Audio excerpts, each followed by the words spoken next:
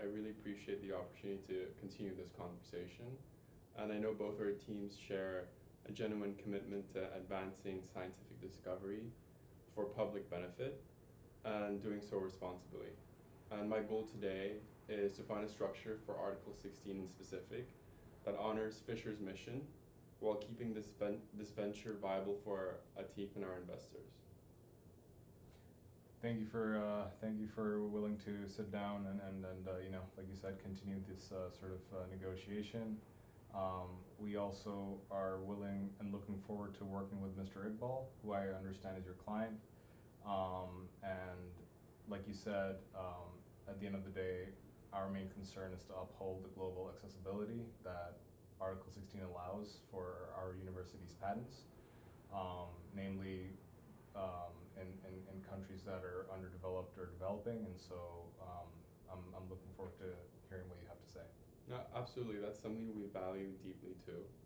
And we just need to make sure that the agreement both supports access and innovation.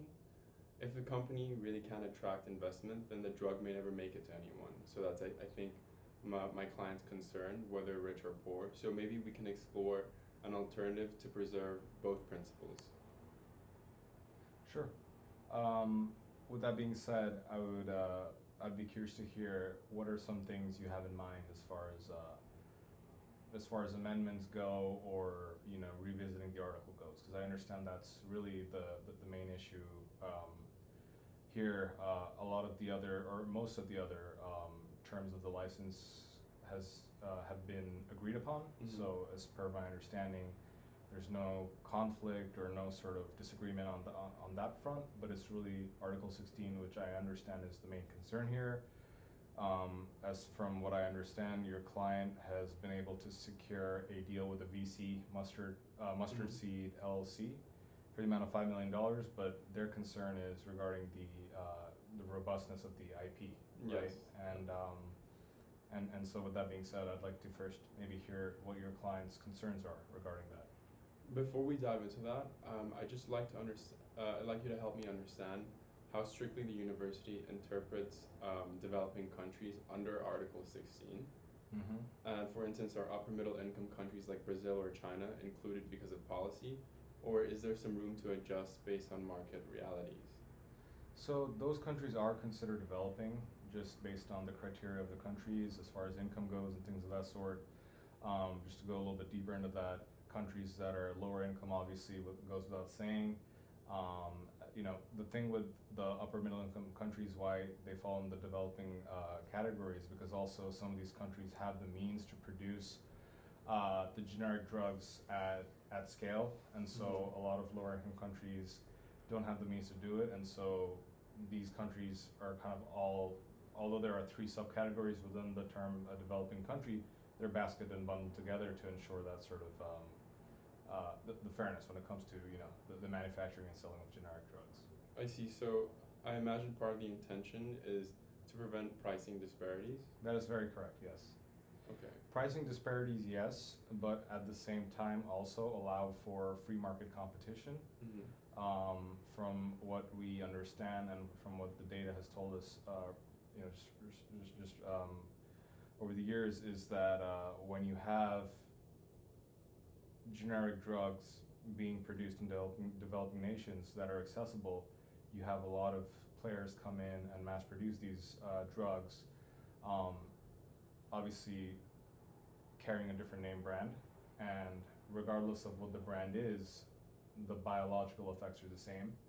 And when you have competition happening in these countries, you're having these companies that produce the generic drugs compete for the lowest price. Mm-hmm. And at the end of the day, that's what we're trying to have for these developing nations, is having these accessible. That makes sense. That makes complete sense. Yeah. But I think we might be able to find a creative way to achieve that without jeopardizing the company's survival. For example, would Fisher maybe consider a time-limited access provision, say applying the waiver after the first few years of commercialization? That way, early exclusivity can attract investors, but affordable access is still achieved once the company stabilizes. So could you just elaborate on that a little bit more, as far as like what you have what you envision for that, and how that would ideally play out in an ideal scenario for you. Yeah, so the time-limited access provisions would allow us to apply the waiver for the first few years of the commercialization of the drug, but then after that, we would have full control over the IP.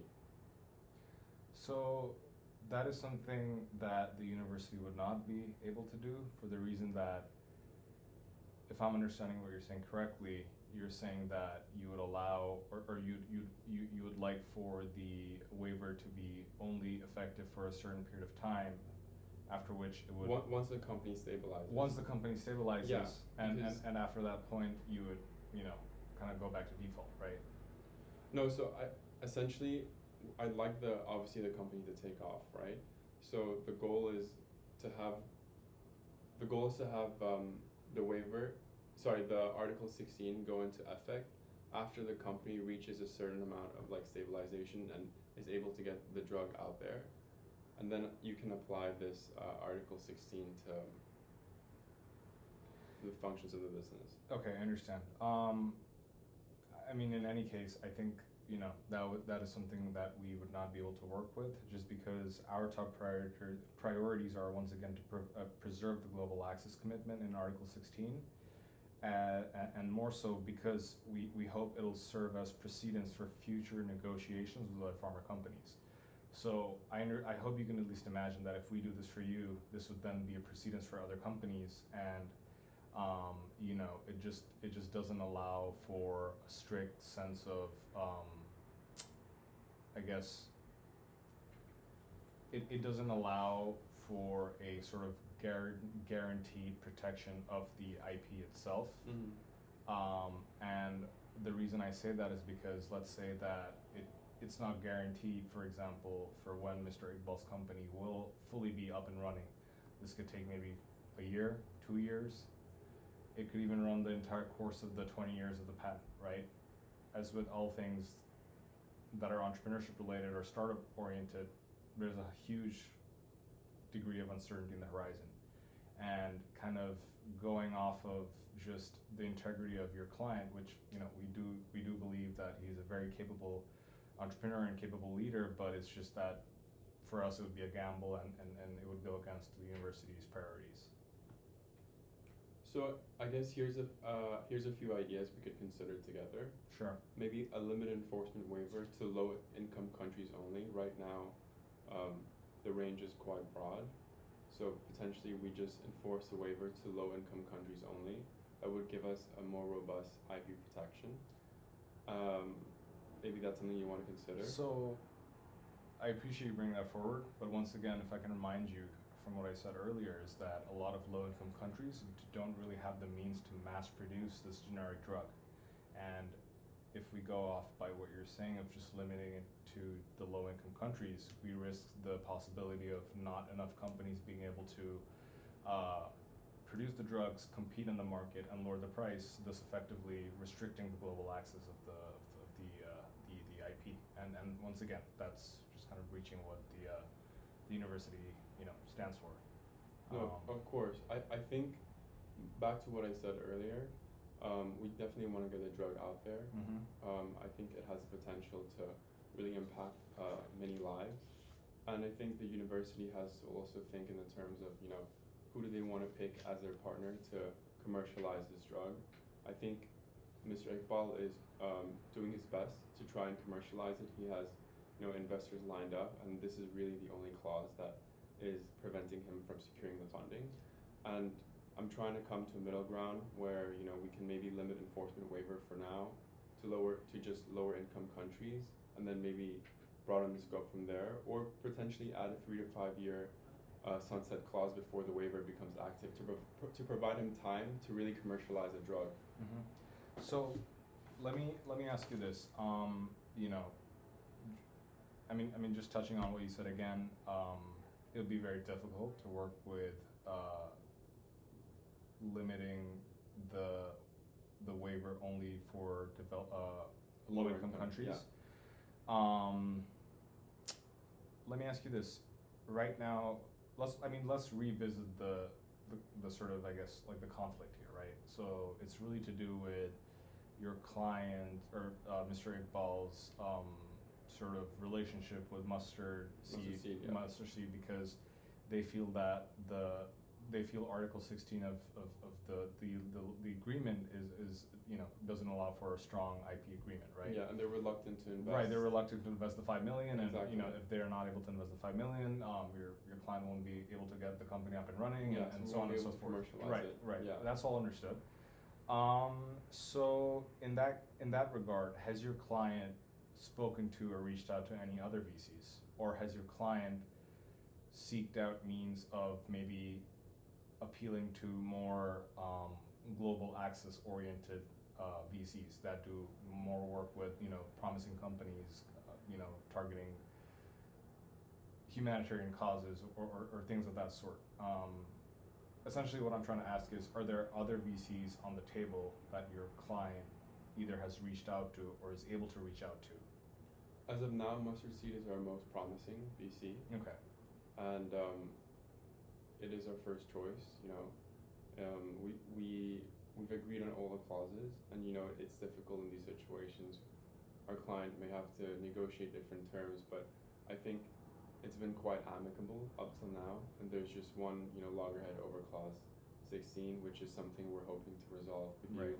And university. It is unfortunate because with the royalties agreement, everything has been so far agreed upon, Exactly. but it also just happens to be the case that Article 16 is arguably the most important sort of, I guess, clause or component of the agreement.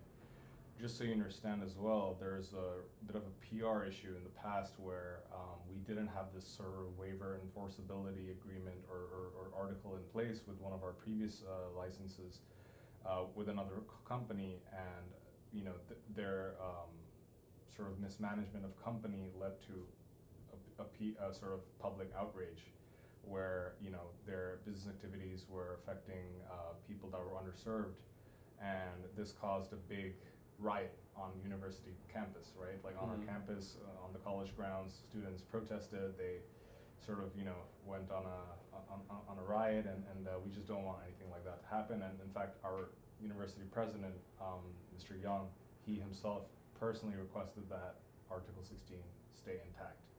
Now, going back to what you said about discussing and looking at potential ideas, we would be willing to do that, but not at the expense of jeopardizing or weakening the global accessibility element of Article 16. Of course, and I think. Sorry, go ahead. Yeah, so we can maybe discuss some other ideas, some things just to kind of help us both, right? Things along the lines of defining what constitutes a developing country, perhaps. Maybe being more specific about the sort of countries that will be able to produce the drugs and won't be able to. Maybe just having a more defined outline for what the article entails, as opposed to having it in broad language. But I would like to remind you and thus your client, that at the end of the day, we would be in charge of drafting the final terms of the article, and we will not be able to move forward with drafting the final version of the article if that final version stands as a threat, for lack of better words, to the sort of global accessibility. Of course. No, that totally makes sense.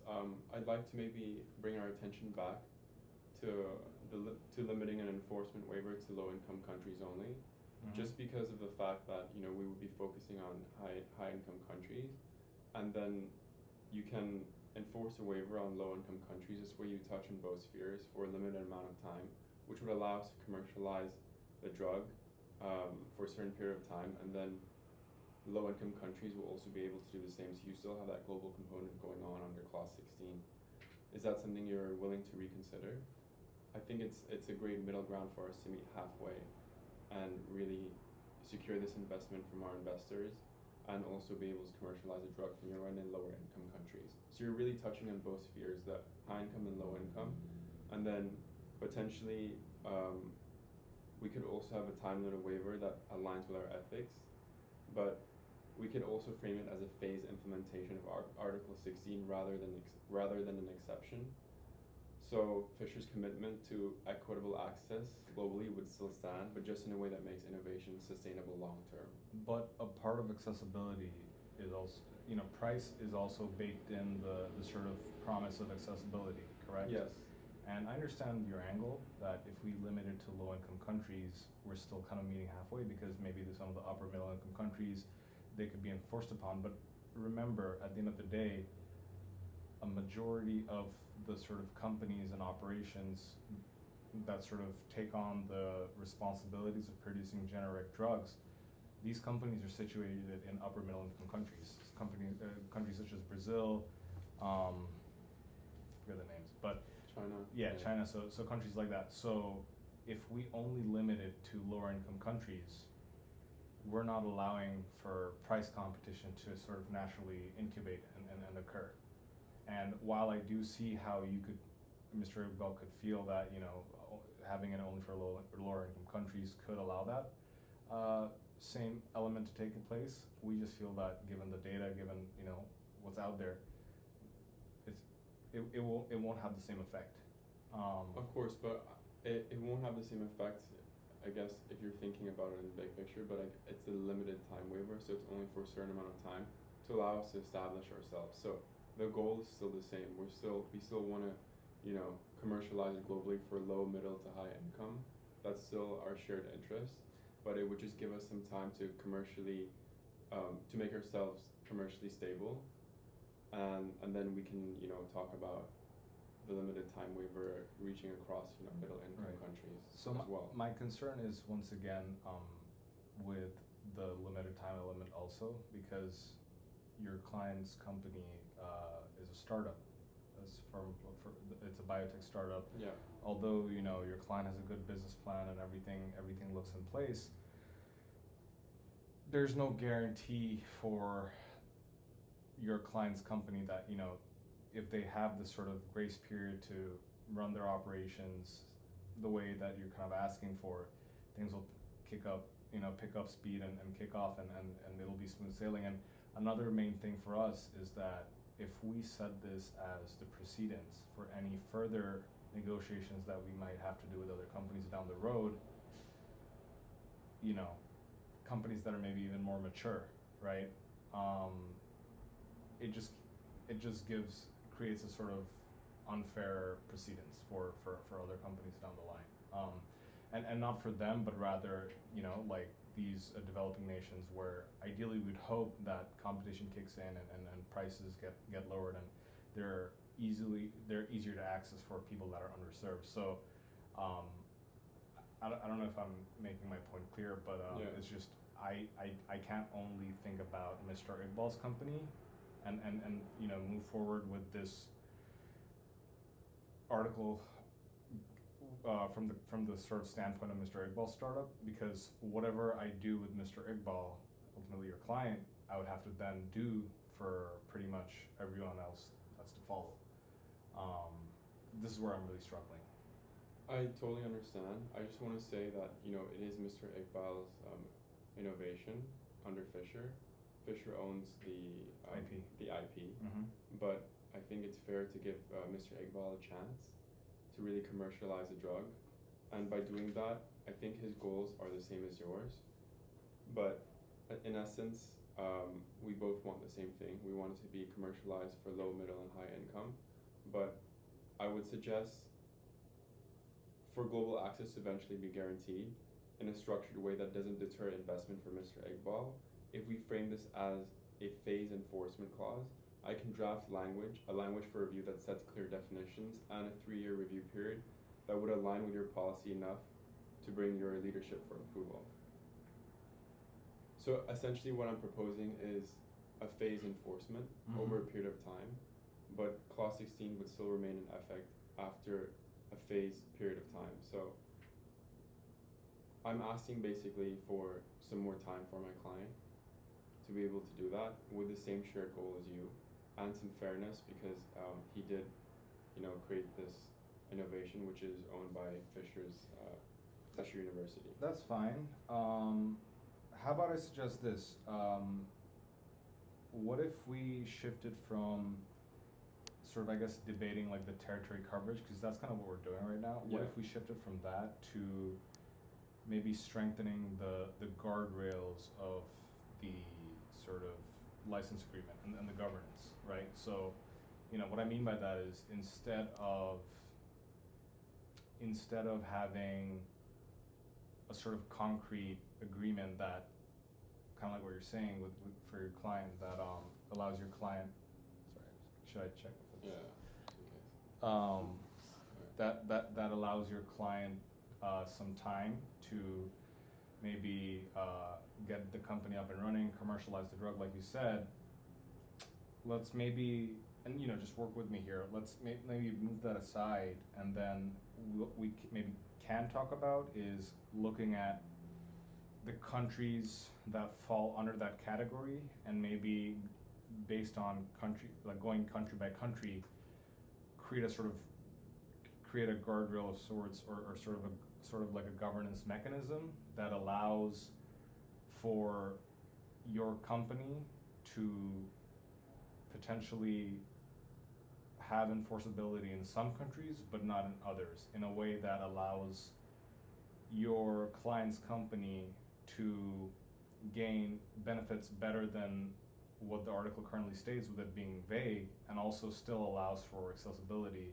And what I mean by that is having the sort of developing countries that fall into the developing nation come together, take on the generic drug on their behalf, and just create market competition. So if I'm understanding correctly, you're saying we go through the list of countries, low, middle, high, and Mhm. then pick out countries where we have precedent over.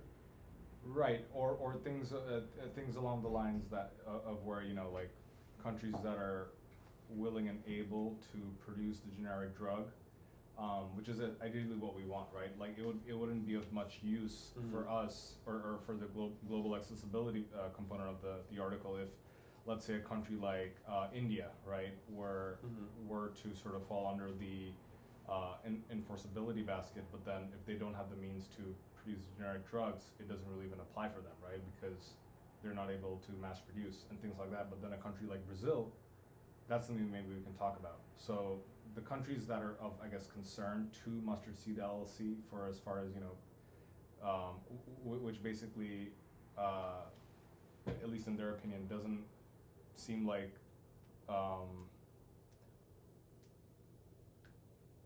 so Mustard Seed LLC, their primary concern, once again, is that there is not a strong, or I guess like a robust IP sort of foundation. The right? concern is that there's not a robust IP that will protect their investment, right? Yeah. And my job as well is to make sure, well, Mr. Iqbal's job is to make sure that, he fulfills his investors' shareholder agreements. Therefore,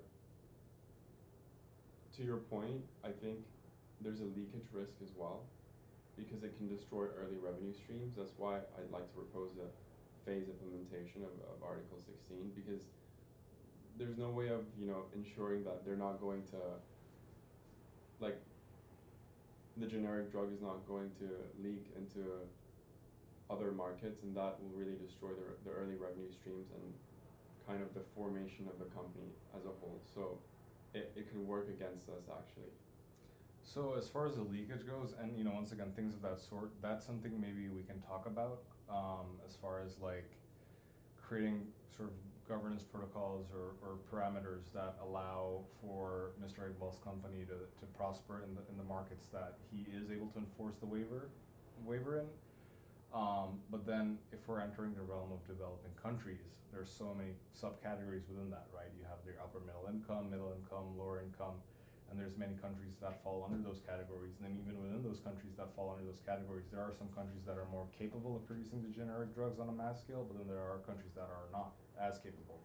So and keeping in mind what I said earlier about setting precedents for future negotiations that are to come, a more viable solution for us, as the university, would be to maybe sit down, create some sort of guardrail, right, for the article that at least gives Mustard Seed LLC more closure and guarantee for what's possible and what's not as far as enforceability goes, and hopefully that could work towards Mr. Iqbal's benefit of securing that $5 million. Because really, at the end of the day, with just what happened in the university's history of the PR incident, plus what our university president wants, and I work for the university. I'm very limited with what I can allow or what I can amend for the article.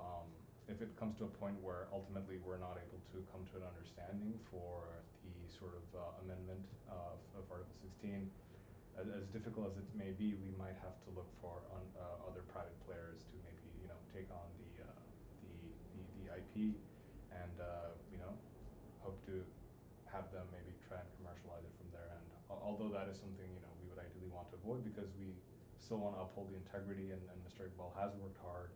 Yeah. For creating this sort of breakthrough discovery, but the university's priorities are the university's priorities, and that's something the university is very, very strict with. That makes total sense. I think Mr. Iqbal has worked very hard to create this breakthrough innovation. Of course. And I still think the initial offer of a phase implementation is quite fair, because it is touching still on Article 16, whereas you're suggesting a guardrail per country, which could potentially work. I mean, I'm open to exploring that, but I still think that a phase implementation still meets the goals of the university while giving us some time to make the innovation commercially viable and sustainable for the investors. So I still firmly believe that is to the interest of the university and Mr. Iqbal, because going through each country and creating guardrails around that may or may not work for the investor, although we'd have to dive into each country and see what that looks like, and then I'd have to present it to the investors. So right. it's still going to be a work in progress. Right. Whereas I feel like a phase implementation, you won't really have to create any guardrails per country. We would just make sure we have 2 to 3 years with key performance indicators that we would reach, which would then allow you to enforce Article 16, and everything stays the same how the university envisions the drug getting out there and being commercially viable for all the different countries with different disparities. So that's I think where I stand, but I am open to exploring the guardrails and what that looks like, but ultimately I think a phase of implementation meets both our needs. I really appreciate you coming forward with the idea for the phase implementation. The only and what you're saying is very logical. I'm not disputing that at all.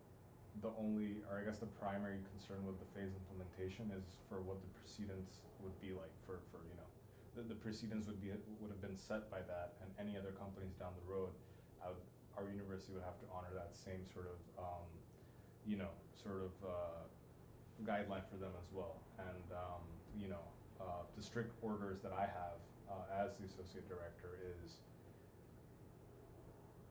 if it were completely up to the university, we would just keep it intact as is. But it's because Mr. Iqbal is someone that we deeply respect and admire. We are sitting for negotiations, but there are strict guidelines from the university that were provided to me that Article 16, at least at its core, without getting too sort of specific, keep things intact, keep things as they are, right? So anything to do with maybe like a grace period, like you're suggesting, or like a time window for your client's company to kick up, this would then fundamentally change the nature of what Article 16 stands for. Is that because then it's Article 16 for Mr. Iqbal, or for startups, or for versus if we're going down the line, we have other patents that are brewing, things of that sort. If we're to work with more mature companies, the dynamics change, the landscape changes, right? Because they're not really looking for money, but they're more established. They have deep pockets. They're just looking to more for the IP to commercialize. But then they'll have that negotiation standpoint to then demand, give us this grace period for these KPIs that may or may not favor the university or the global accessibility. So precedence is the only issue, because whatever the university ultimately agrees on now will set the blueprint for what's to come for the future, and that's a very big risk we're playing.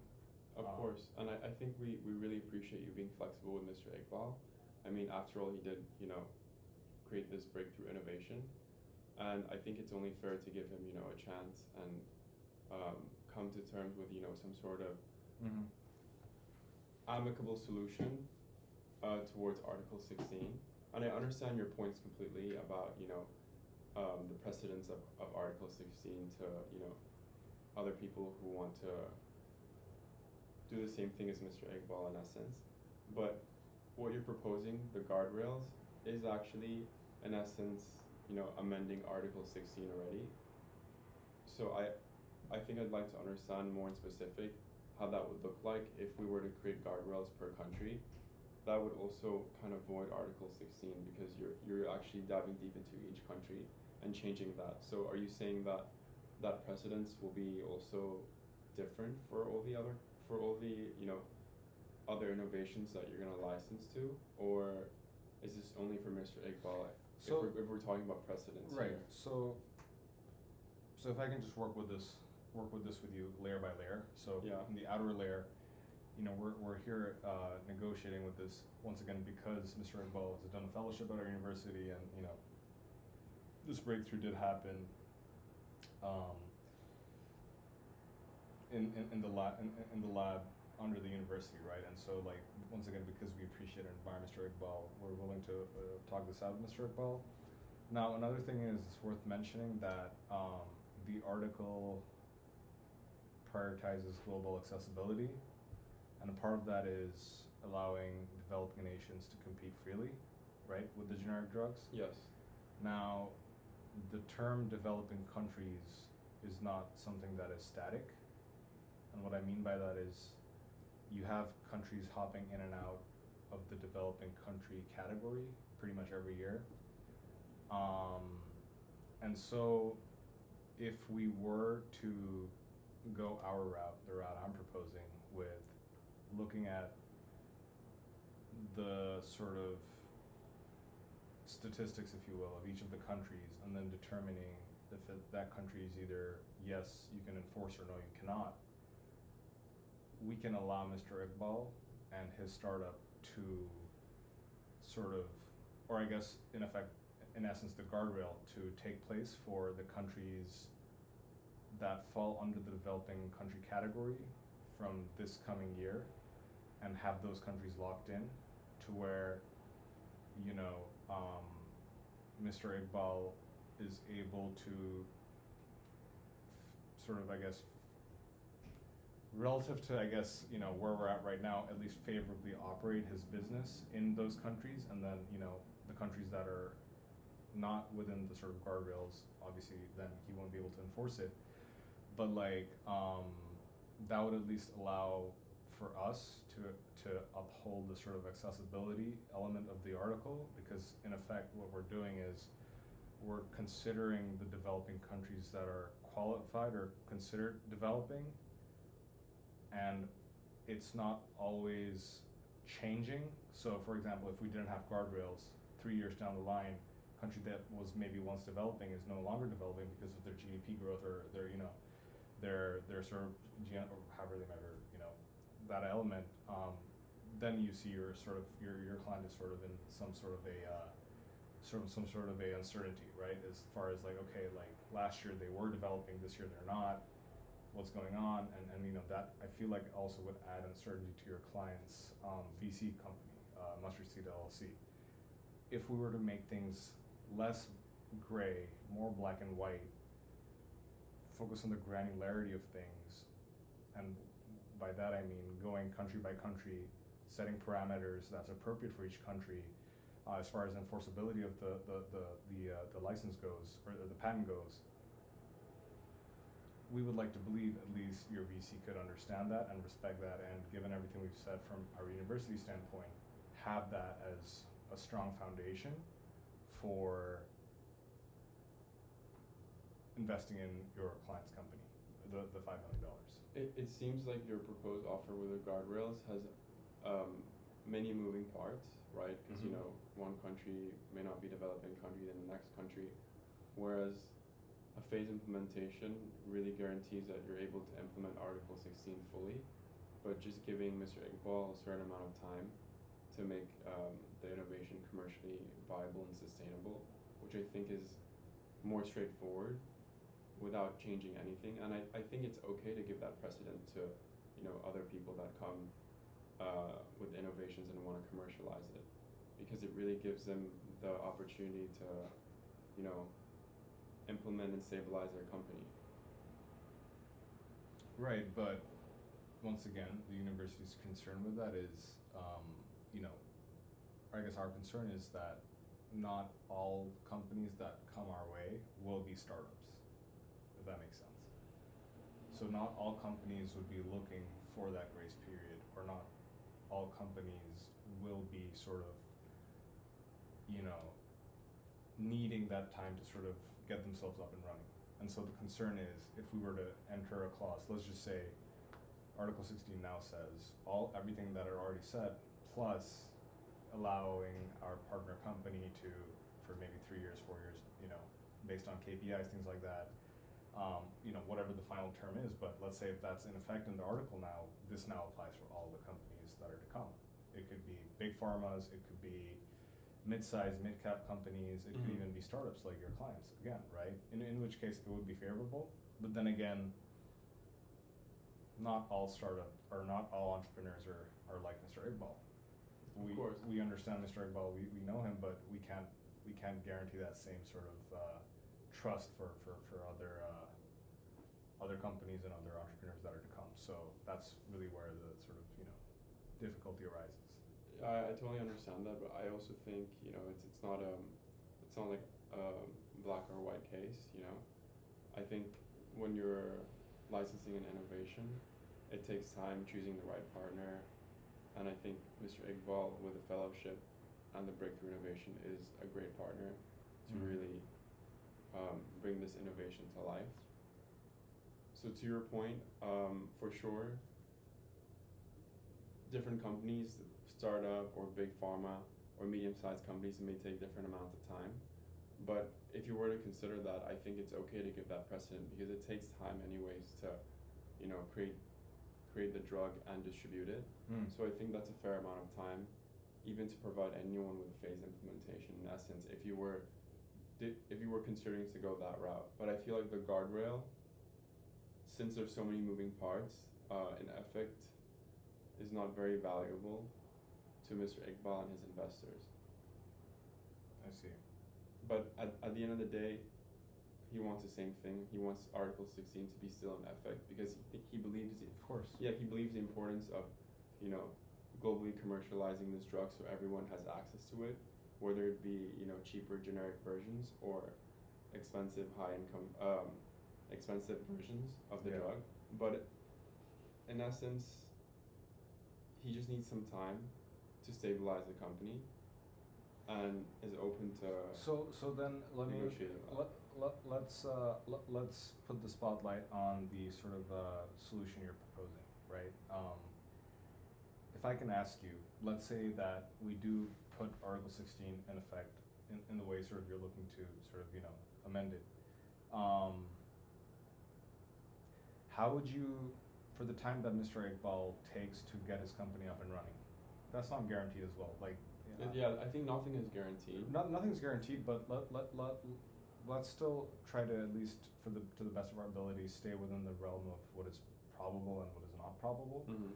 So you're asking for essentially a grace period to allow Mr. Iqbal to commercialize the product or the medicine and get it up and running.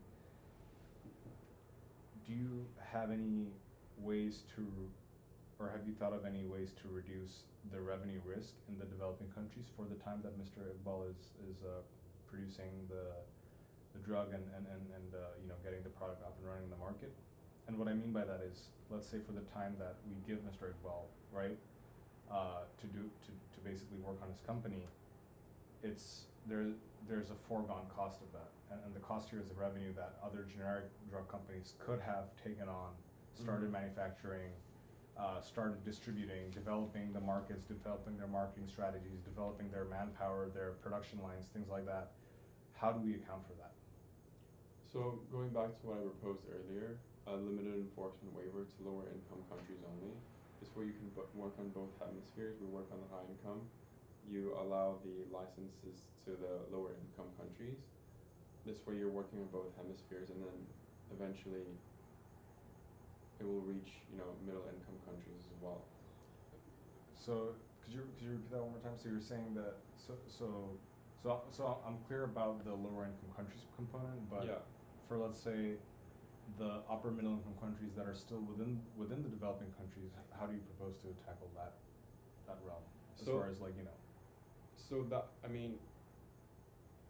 well, there's no proposal for that middle income stage, right? Because we're working on low income and also high income countries. So that's kind of the trade-off. Upper middle income? Upper middle income countries. Because those still fall under Yes, developing. yes, upper middle income countries. Mm-hmm. So that's kind of the middle ground I'm proposing. And then after that period of time, then you're able to enforce Article 16. It will also prevent leakage, which is what I'm very concerned about. Because that will also ruin the revenue streams from the company. If we can't, so you're saying after a certain period of time, we're able to enforce it on the upper and middle income countries, is what you're saying, right? Yes. But It would be in full effect. It would just be phased. right, but the thing is, if we're not allowing the upper middle income countries for that time period that Mr. Iqbal needs for his company to go up and running, if we can't let those companies on board the generic drug recipes and mass produce them and commercialize them, we're also delaying the potential of market competition to naturally take place and have the generic drug lowered in the sort of stratosphere of the developing countries. Does that make sense? No, that makes total sense. But I guess that's what I'm still proposing. That's the middle ground I'm proposing. Essentially, in the long run, I think our goal is still the same. It is the same. Yes. But at the end of the day, sorry, did your character have a name? I don't remember. Okay, never mind. Well, at the end of the day, as much as we appreciate you and Just your turn. as much as we appreciate and respect your client, what may seem like a middle ground, maybe perhaps to Mr. Iqbal or yourself, that is something that's somewhat of a non-negotiable for us. And that, although it may be unfortunate, what we feel, it just really attacks the core principle of global accessibility, even if it's for a brief period of time. I understand this is something temporary. You're asking for something maybe that's performance based or maybe temporary. Realistically speaking, I don't think you'll be able to globally commercialize it, at the whim of, I guess, the vision of the timeline that you have. I think everything takes time. That may very well be true, Yeah. but if it does come down to that, we would be, once again, as a university, because we do own the rights to the intellectual property at the end of the day, just based on, the legality of things, we would maybe then have to explore some other options, perhaps with some more mature companies or with sort of healthcare companies that are sort of in the middle stage where they do have the means and sort of capabilities to mass produce and commercialize the product. It's just that our need to keep the elements of the article as far as global accessibility goes, that is the utmost priority for us. It is sort of my duty to keep the essence of that intact. If we make a sort of provision clause or something that is sort of temporary for Mr. Iqbal's case, I just would have to then I would have to remind you about the opportunity cost that's associated with that, and there's just so many lives that would go, sort of so many underserved people that would just not be able to afford the drug in a timely manner, or things of that sort, and there is an uncertainty with everything. I do agree with what you're saying. Nothing's guaranteed, but there are still things that fall within the scope of what is probable versus improbable, and I think, all things considered, I don't think we would be able to work with that middle ground. Although we appreciate you for raising that. Now, for Mr. Iqbal, what I could do is, once again, look at countries case by case, maybe perhaps even speak to representatives of the VC firm. At the end of the day, that's where the main issue is, as I understand, with the funding of the $5 million. So if your client would be so kind to put us in touch, maybe we could potentially speak to representatives from the VC, have them come down, express their concerns to us, maybe deep dive into the granularity of things and work out a solution that still keeps the essence of Article 16 intact, but as far as the sort of, you know, short-term clause, or the provision period, I think that is something unfortunately we won't be able to. That's fine, I totally understand, and I just want to say that, you know, as a university, it is important to cultivate talent. You know, Mr. Iqbal is a very talented man. Of course. He came up with his breakthrough innovation, and, you know, stifling that creativity process and, you know, not coming to a middle ground with, you know, Article 16 in future cases, that sets a bad precedence for the university, and you may not, you know, attract as much talent as, you know, you have currently, which will also stifle the university's growth. And in essence, he's also provided a 5% royalty fee, which is very attractive to the university. So there's definitely a lot of pros to working with Mr. Iqbal, but I understand if you know, it's not something you'd like to pursue. Yes, and I think we would like to stay firm with that position. As much as we appreciate your client, it's just something that, as much of, you know, as much thinking as you put into it, it's just something that I don't think our university, more specifically our university heads and our president would be willing to go with, just because of everything I said with historical events, with PR issues in the university, and ultimately where the university wants to position itself on a sort of global ranking scale, and then just sort of, you know, reputation, right? Like as far as what the university stands for, and although I understand your concern and, you know, your comments about university potentially losing its integrity, that's as you say, that's part of reputation as well. It's not just the reputation outside, but it's reputation internally of the university. Of course. It's just that we have to be long-term players in this case, and we have to think about not only Mr. Iqbal, but whoever comes after him, right? And you know, it's really the case because Mr. Iqbal is an entrepreneur. He's trying to get the funding security. We're having this issue. Everything else is fine, obviously, but you know, if it comes to the point that where we might have to pivot and look for some alternatives as far as you know, finding other private partners to work with, then so be it. But it's just, you know, I have strict parameters for what I can do and what I cannot do, and this is just one of the things I absolutely cannot do, having explored the option or the solution we proposed. So was there any other potential solutions or anything else you wanted to discuss regarding the case, or? I can continue to speak with my client about you know, the guardrails, but potentially, you know, as I said, Mustard Seed is, you know, the top contender for Mr. Iqbal, but I'm sure he has other contenders as well that he can maybe explore. Sure. So we'll revisit that. Yes, and if it does come to that, we're more than happy to sit down again, potentially with those other contenders, Mr. Iqbal himself, whoever else that needs to be in that meeting. But just given what's on the table as of right now, is just I don't think we can move forward with this. But I do appreciate your time and your efforts. Of course. So thank you. Likewise, thank you. Dude, I hope I wasn't being harsh or anything, dude. I was just no, like, good. It's still recording. Yeah, you can cut that out. It was long.